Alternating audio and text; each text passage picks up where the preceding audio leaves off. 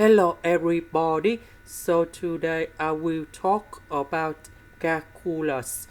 The topic today is about differential equations. So now I will show you how to answer. This one I can put into e to the power of 3y on the denominator.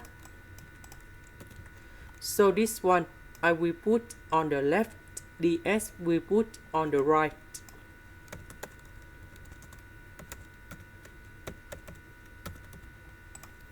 Next, we put the integration for the both sides.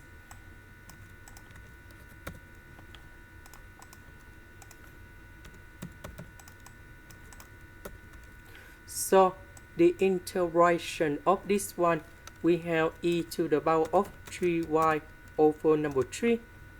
This one, we have s squared over 2, and I will put about c. Now we have the conditions. That means when s equal to number 0, y equal to number 0. So we need to put s and y going here to find the value of c.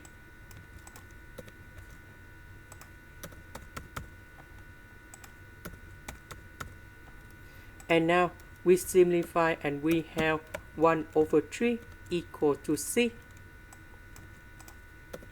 Because this one you got number 1, this one you got 0.